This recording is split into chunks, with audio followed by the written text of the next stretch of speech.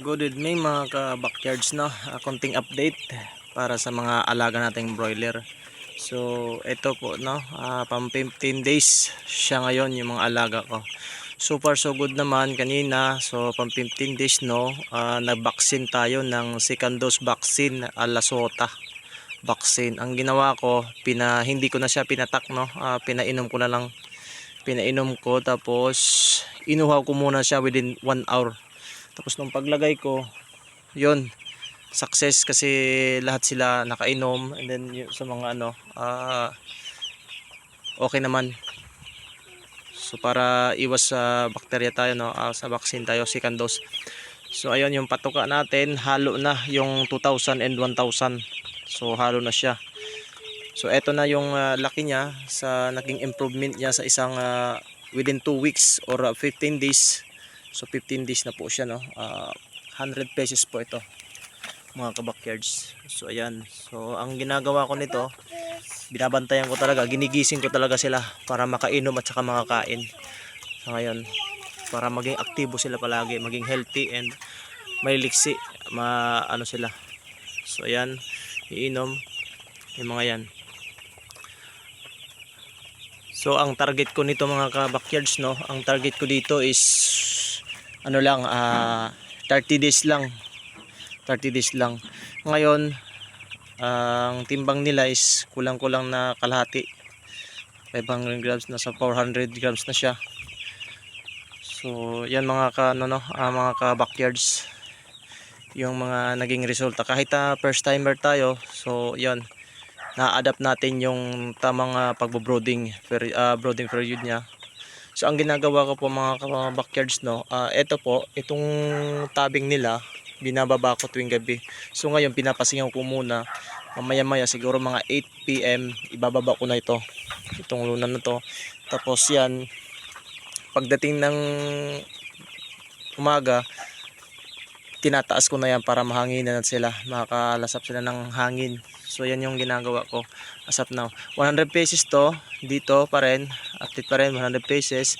Tapos and then dito sa kabila 100 pesos din. Nako, andun yung boss ko. Bumaba ka. Lusad. Yan mga ka-backyards, no. So dito sa kabila, ganun din to. 100 pesos, pero ito bali naiwan to mga ka-backyards, na iwan sa paglaki, pero makikita mo naman hindi siya at totally naiwan talaga kasi malaki din siya mga ka-backyards, no.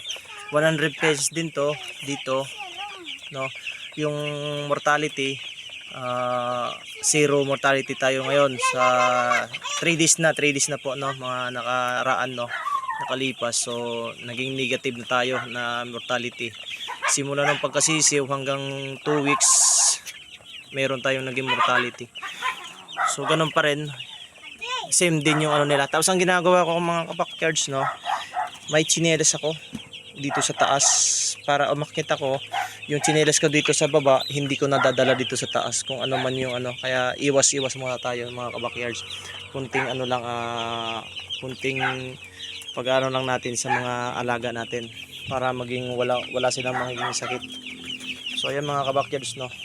So yan, update ko lang. Bali yung naubos na nilang pagkain, isang sacks na 1,000 Integra 1,000, 1 sacks and a half ang naubos nila. Tapos hinahalo ko na lang yung iba sa 2,000 and 2,000, halo na yan. Nanununok na nila mga ka-backyards, no? Nanununok na nila yung pagkain. So ayan,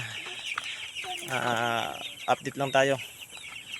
So konting update lang, no. So yun, salamat sa panonood, and then ano lang tayo sa mga hindi pa po nakapalo, papalo, and then pahit na rin po ng notification bell para ma-update po tayo sa ina-upload natin video, para din sa kaalaman. At sa mga suggestion nyo po, baka may mga suggestion kayo, pwede kayo mag-comment dyan sa comment section sa baba para may magkaroon na rin ako ng idea kung ano yung kulang, yung pagkukulang ko dito sa kasi first timer tayo, para base dun sa mga nakakaalam, no, para ma-update din ako kung ano yung dapat yung gawin pa para maging improve nito sa siguro mga 18 days iba-vitamins ko na sila, and then pag 21 days another na naman tayo vaccine.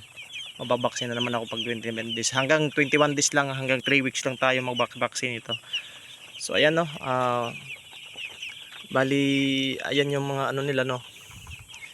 Nagpapalit na sila ng balahibo. Yan. Yan yung mga ano natin, yung mga sisiyo ko. Mga alaga kong sisiyo. So ayan. Kumain na sila kasi nakalampag sila no. So ayan po mga ka-backyards no. Ano lang tayo, stay tuned in lang tayo sa YouTube channel ko. Paki-follow na lang po. Follow sa hindi pa po nakapollow. Paki-subscribe po, pa-subscribe, and then pa-hit po ng notification bell para sa mga susunod natin na upload na video. So ayan po. Salamat Papa Robs TV channel, YouTube channel. Salamat po. More blessing to come. Mabuhay tayong lahat ng mga backyards or farming, small farming backyards. So ayan po, salamat na marami.